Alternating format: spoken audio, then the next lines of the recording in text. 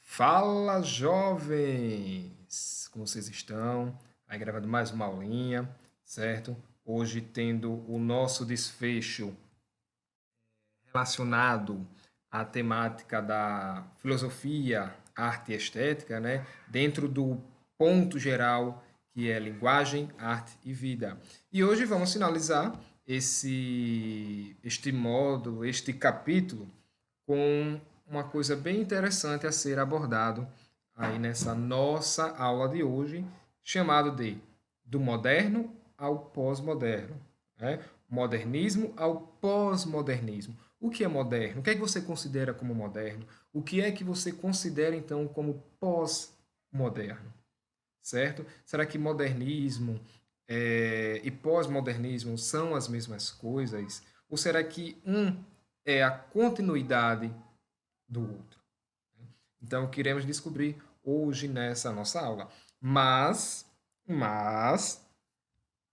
levantando sempre aquelas indagações, levantando sempre em consideração os questionamentos filosóficos que permeiam a nossa existência, que permeiam então aí a nossa sociedade, já lançando logo de cara a seguinte pergunta, né? Faltou a interrogação, mas isso é o de menos. O que é o paradigma? Né? O que é paradigma? Quem foi que, em sua mais complexa existência nesse nosso mundo, né, nosso plano existencial, nunca ouviu esta palavrinha aí, né? Paradigma. O que é paradigma para você?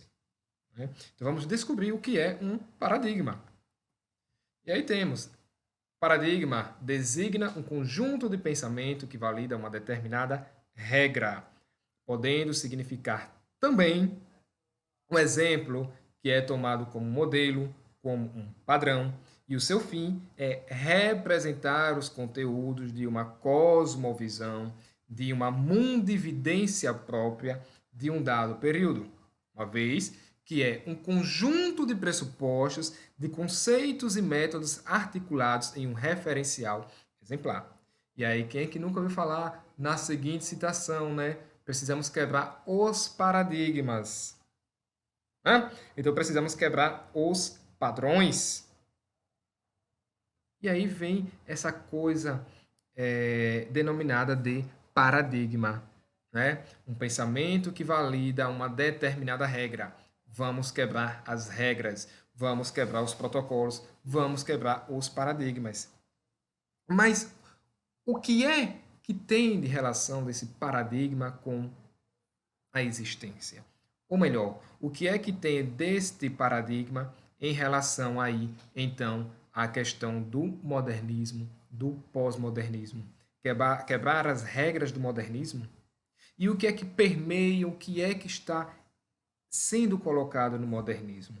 O que é que está sendo colocado dentro da visão do pós, ou seja, do depois do modernismo? Hum? Não esqueçam dois detalhes. Gente, modernismo. Modernismo, quem é que nunca estudou? Né? A era moderna. O período histórico correspondente ao modernismo. No nosso caso aqui, trabalhando a filosofia da arte, a arte e estética, a linguagem, arte e vida relacionado a esse modernismo. Ok? Então é isso daí, vamos quebrar os paradigmas, vamos quebrar as correntes paradoxal destes paradigmas, quebrar as correntes. Pensamento, intelectualidade, certo? E aí vem, né, o embate, a disputa e as colocações. Modernidade versus pós-modernidade, né? O modernismo versus esse pós-modernismo. O que é moderno para você? O que é que você considera como moderno? É o aparelho celular que você tem, né? Eu tenho um celular moderno. Eu tenho um celular de última geração. O meu está bem mais moderno em relação ao seu. ou melhor, o meu é pós-moderno, né? Pense, mas ninguém fala pós-moderno, só fala eu tenho uma coisa de última geração, eu tenho uma coisa que é bem mais moderna em relação ao seu. A modernidade da sociedade, a sociedade moderna. Mas tem aí umas problemáticas nessa sociedade que é voltada a tanto modernismo e perde os seus valores, e perde as suas tradições, e perde seus costumes pautados nessa modernidade. Pautados, então, nessa nova modernidade, né? Essa pós-modernidade. Nós vamos entender mais um pouquinho a respeito disso daí. E aí temos a primeira referência relacionada à modernidade, né? Modernidade e os seus possíveis significados. E o que é que vem a ser de fato, professor? O que é a modernidade? E aqui temos a seguinte consideração, a seguinte citação relacionada a esta modernidade. Né? Modernidade é um conceito que tem uma história bem longa, pois já no século V depois de Cristo, o termo latino modernos foi usado para diferenciar o cristão oficial presente do romano pagão passado. Porém, esse termo mais tarde passou a denotar um período no qual há um retorno aos clássicos gregos e romanos, ou seja, aquela coisa pautada, aquela coisa voltada, né, na denominada cultura greco-romana, as civilizações clássicas, certo? Visando-se viver nesse período, qual é o período? A modernidade, está bem claro, bem enfático, entre parênteses, aquelas ideias, né, aqueles ideais clássicos, melhor dizendo.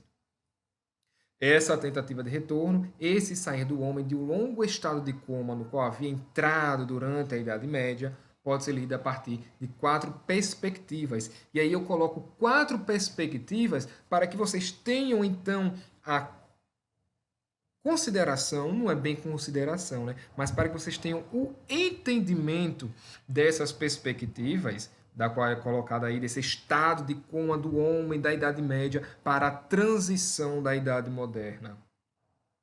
Né? Mas vamos ver então quais são estas 4 perspectivas que permeiam esse processo transitório, ok? Esse processo aí do estado de coma latente, certo? Vamos lá. Primeira perspectiva, então, ela está relacionada ao sentido etimológico, né? Em que modernidade significa novo. É evidente, né? Modernidade é algo novo, é algo do momento, algo que está surgindo aí para uma nova etapa, para uma nova perspectiva. E aí temos, né, a relação modernidade significa o quê?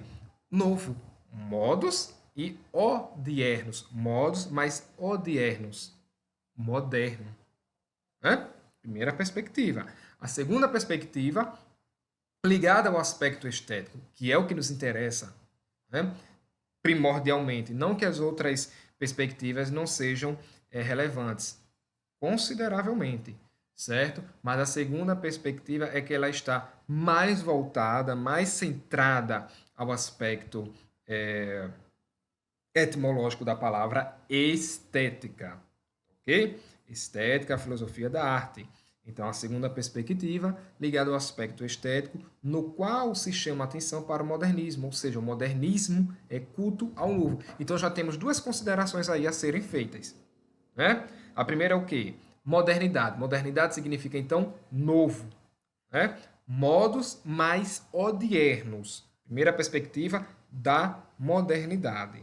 A segunda perspectiva, dentro da atenção para o modernismo, já está voltado no foco do modernismo, na atenção do modernismo. Ou seja, a atenção do modernismo será o quê? O culto ao novo.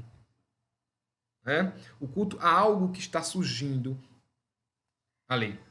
Então, o movimento modernista, trabalhado nessa segunda perspectiva, ele está datado aí. Então, ele começa a ocorrer a partir do século XX.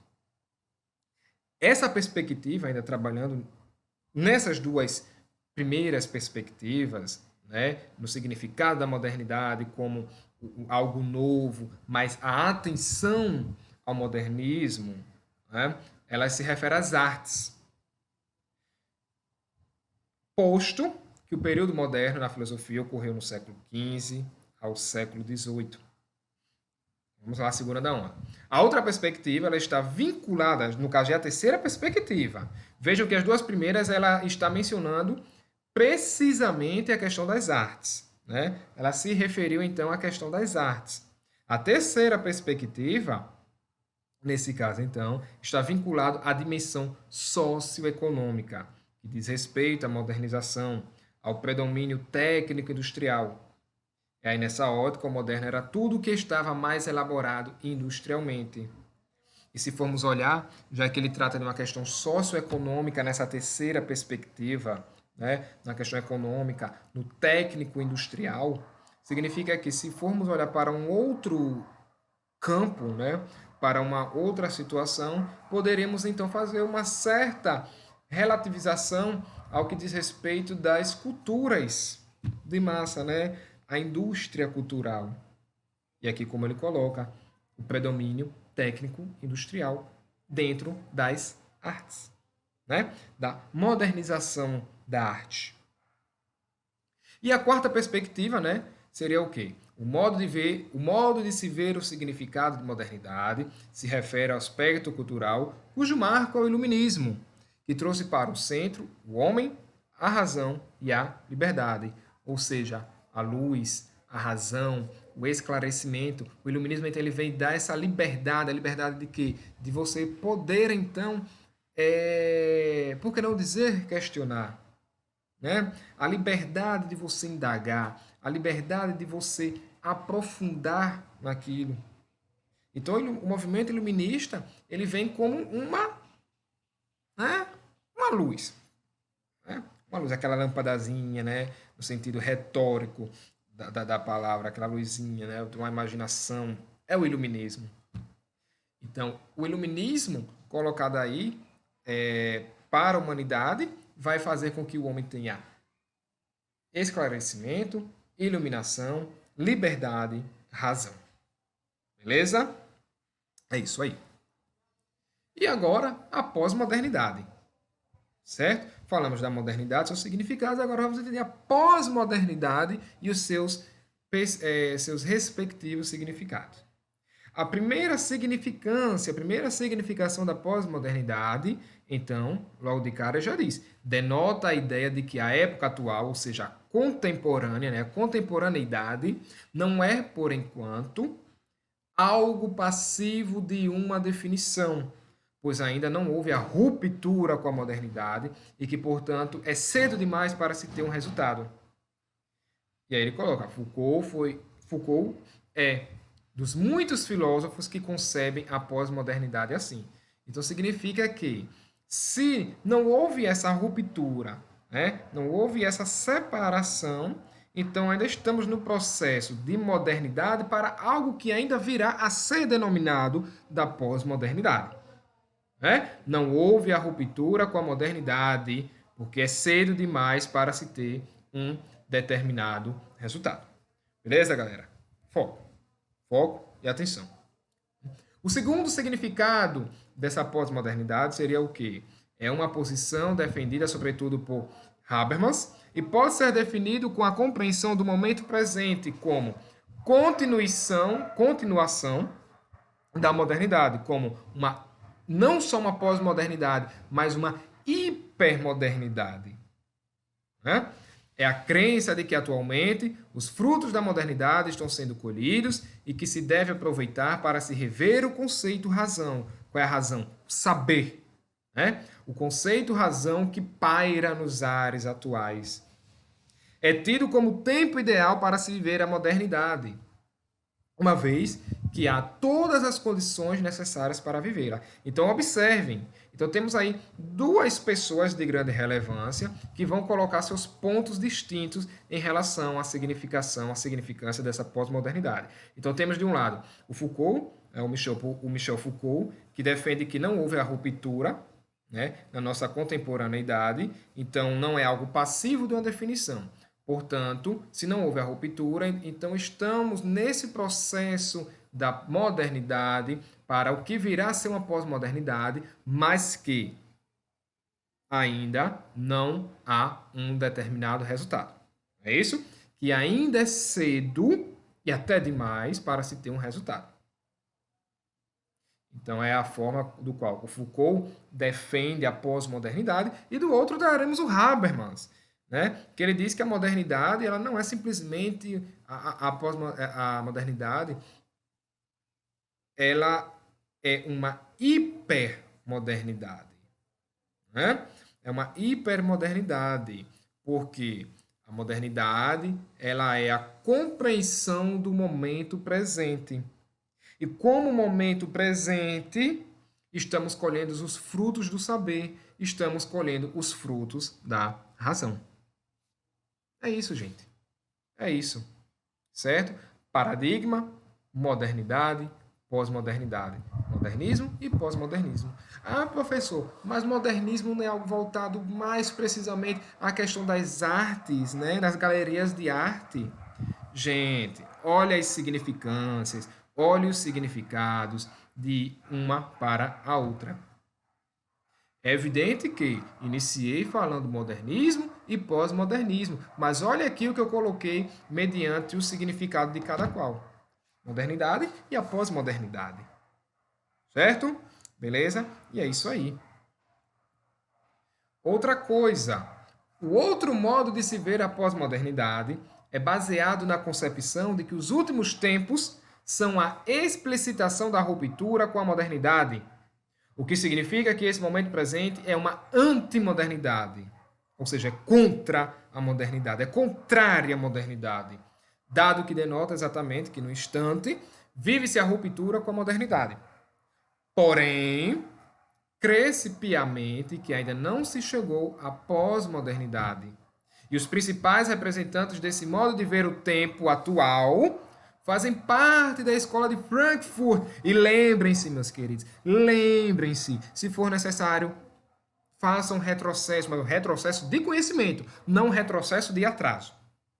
Certo? Porque tem muita gente aí pautado, né, vivenciando o retrocesso. Retrocesso é atrasar, é voltar. Mas voltem a né, façam um retrocesso da intelectualidade, façam um retrocesso do conhecimento, se for necessário, caso não tenham em vossas memórias o que é a escola de Frankfurt.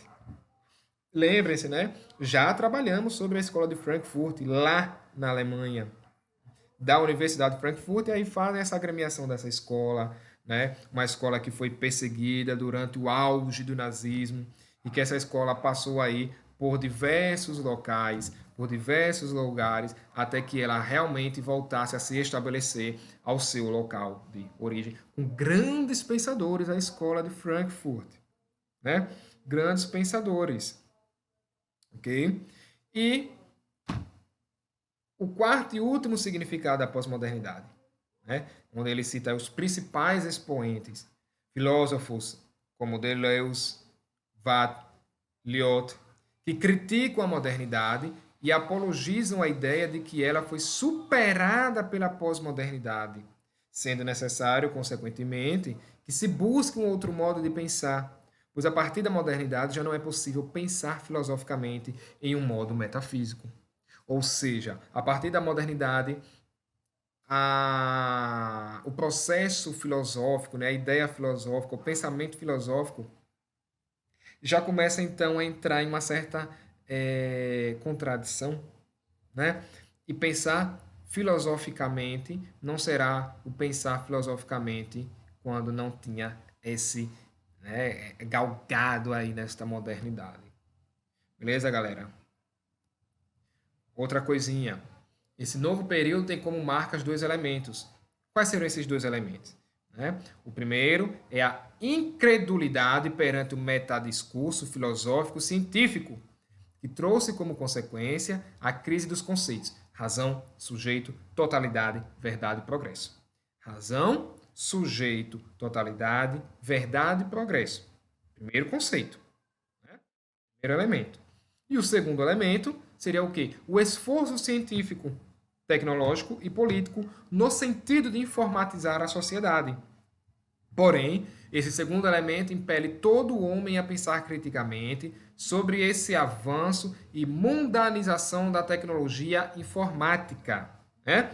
Refletindo acerca de questões éticas, como direito à informação, questões ontológicas que concernem a privacidade, ou seja, a vida privada, sobre questões jurídico-políticas, acerca de questões da soberania e a censura estatal e sobre questões político-sociais, que se referem à democratização da informação, rediscussão da censura e a pertinência sociocultural da informação. E é isso aí. É esse conceito do qual temos essa questão. Modernidade de um lado, pós-modernismo, não, pós-modernidade do outro. Ou seja, mais uma questão da a filosofia é uma arte. Filosofia é vida, é linguagem. Né? E observem que, até chegar em um determinado ponto, como foi colocado aí nessa última perspectiva lá do significado da pós-modernidade, a modernidade ela pode interferir no pensamento filosófico. E quando temos um novo período, né, dessa modernidade, dessa pós-modernidade, seja ela denominada também por uma hipermodernidade, como foi colocado lá pelo Habermas, então ela vai trazer um discurso, né, filosófico-científico e também um sentido de uma filosofia do qual fará com que o homem pense criticamente sobre o avanço da tecnologia. Certo? Então teremos aí as consequências de todo esse avanço. E aí, né, as considerações, como foi colocado aí, finalizando então, fazendo o desfecho geral desse módulo 6, desse capítulo 17, e vamos aprofundar, né? Vamos aprofundar o pensamento filosófico, vamos aprofundar o conhecimento filosófico nesse assunto. Nas páginas 22 e 23, a parte lá do aprofundar. Lembrando, galera, não esqueça, Escola de Frankfurt foi algo assim, trabalhado acho que uns 2 meses atrás, certo? E se houver a necessidade, não. Aprofunde mais um pouco a Escola de Frankfurt. Saber nunca é demais.